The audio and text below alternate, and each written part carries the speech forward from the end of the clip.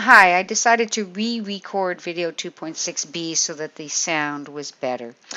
So these are examples where you have to come up with the equation. These are the fairly simple ones. This is like number 18b. All edges of a cube are expanding at the rate of 3 centimeters per second. How fast is the volume changing when each edge is? And then they have two separate questions. So you have been given a rate of change. It is the rate of change of the edge of the cube. So as soon as you see you're dealing with a geometric figure, draw a picture. Let's call the edge of the cube x. So we have just been given that dx dt, you know it's with respect to time because it's seconds, and you know it's positive because it says it's expanding, which is increasing. And you write the units of measure. The question is how fast is the volume changing? How fast implies with respect to time. So we're looking for dv dt when each edge is, and we'll do part B, when each edge is 10 centimeters. So we need an equation that relates these two variables and only those two variables. And of course the volume of a cube is simply x cubed. Remember, the first thing you do after this is take d dt of each side, and then you start plugging things in. And of course they told us when x is 10, and they gave us dx dt is 3. As far as the units of measure, very simple. The denominator is t, which is time, which they had told us was in seconds. The numerator is v, which is volume. If the edge is measured in centimeters, the volume is measured in centimeters cubed. And of course, if the edge is expanding, you should expect that the volume is expanding. And again, I remind you, make sure you take d dt of each side before you start plugging in any values. Do not do the reverse. Okay, over here, this is like number 16a. The radius of a sphere is increasing at the rate of 2 inches per minute. That's your given rate of change. dr dt is positive 2 inches per minute. Find the rate of change of the volume when the radius is 6 inches. In other words, find dv dt when r is 6 inches. So dr dt equals 2 inches per minute. That's positive. Find dv dt when r equals 6. We'll just do part A. We need an equation that relates only r and v. That will sometimes be given to you, sometimes not. So v equals 4/3 pi r cubed. Take d dt of each side.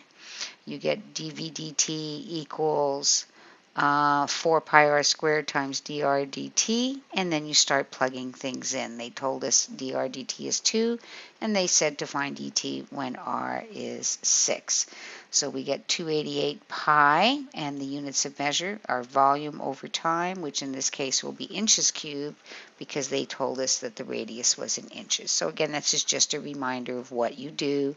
Decide on the given rate, decide on the rate you want to find and when, find an equation that relates those variables and only those variables, take d dt of each side, then plug things in, isolate the rate you want to find, don't forget units of measure. Okay, in this one, the formula for the volume of a cone is v equals 1/3 pi r squared h. Find the rates of change of the volume if dr dt is 2 inches per minute, so there's your given rate, and h equals 3r. You'll see why they have to tell us that, and they want you to do it. There's two questions, part A and part B. Part A is when r is 6 inches. Part B is when r is 24 inches. I don't know why that comes up every time. Okay, so we're given dr dt is positive. They'd said it was 2, so it's positive 2 inches per minute. We're looking for dv dt when r is 6. They gave us, now, we need an equation that relates v and r only. Now, the equation they gave us has v, r, and h in it. That's why they gave us h equals 3r. Because if they didn't, we'd end up with a dh dt, which we don't have, and we're not looking for, and we would have two unknowns.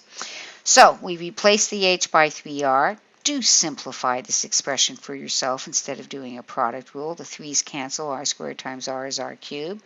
Take d dt of each side, and you'll get 3 pi r squared dr dt.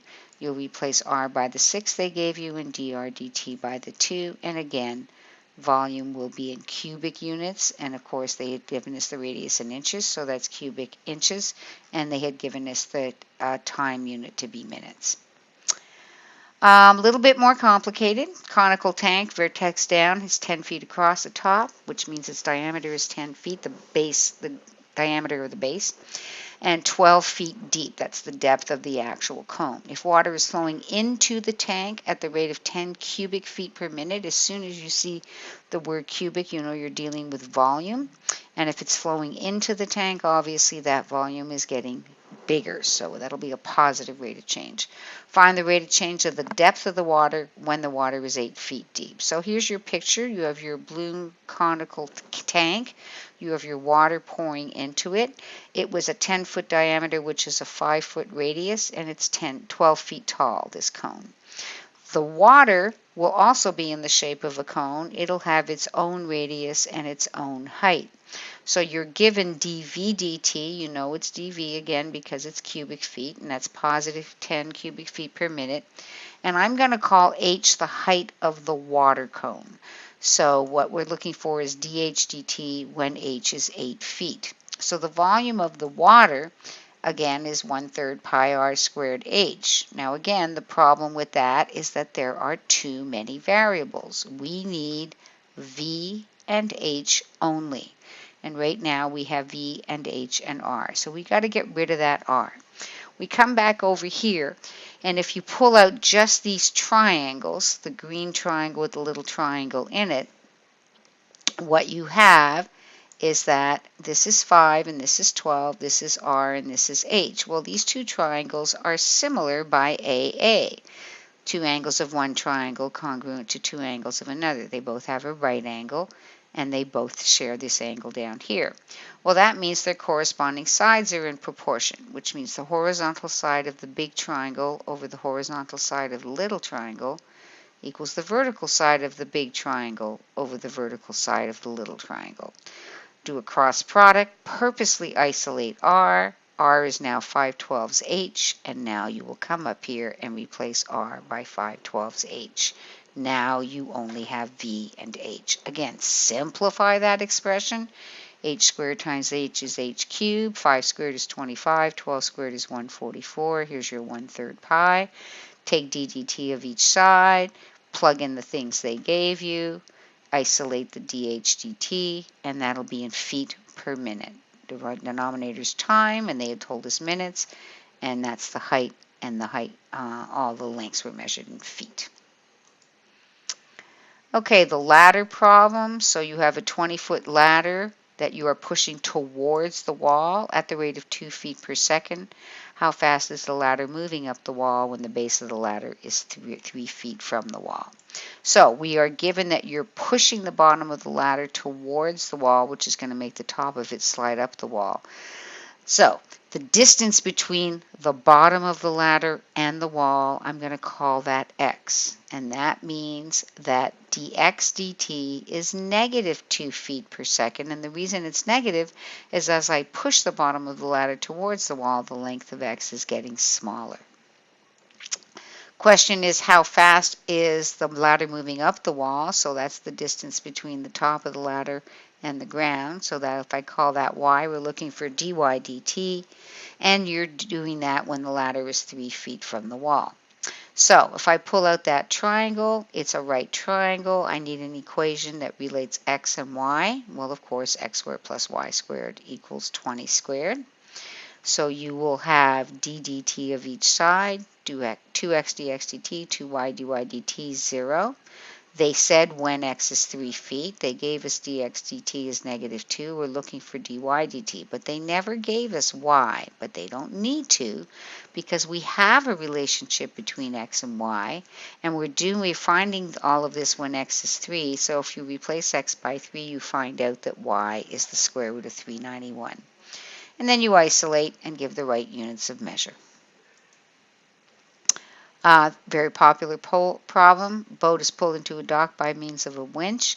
The winch is this machine right here, where as you spin this, this handle, it's going to wrap the rope around it, therefore shortening the distance between the winch and the boat, making the boat come closer to the dock. So it's pulled in by means of a winch that's 12 feet above the boat. We're going to do part A. The winch pulls in the rope at 4 feet per second. So there's your feet per second. That's your given rate. Now what's happening was that we're talking this length right here. So I've decided I'm calling that J. So what we're given is dj dt. And of course, as the rope is pulled in, then the length of that rope is going to get smaller and smaller. Determine the speed of the boat. Now the speed is the absolute value of the velocity, and the velocity is horizontal distance per time. So I'm going to call this horizontal distance here x, and what I'm looking for is dx dt, and then I'll take the absolute value of that if necessary. And we're doing that when there is 13 feet of rope out. I wish they wouldn't call this 13 feet. This is a 12-foot height. This is not always 13 feet. That's your when. So we need an equation that relates J and X. Of course, if I pull all this out, it's just a right triangle. Pythagorean Theorem relates J and X, so we're set to go. Actually, over here. So here's our Pythagorean Theorem. Take d dt of each side. They gave us X. They gave us dj dt, but they did not give us J. But we have the relationship between X and J, and we simply replace the X by 5. No, we replace the J by 13, and then we'll be able to find X is 5. So I'm sorry, they didn't give us X equals 5. We had to find X equals 5. And then you isolate dx dt. The speed will be the absolute value of that. Whatever that number is, it's in feet per second. And that's the end of video 2.6b.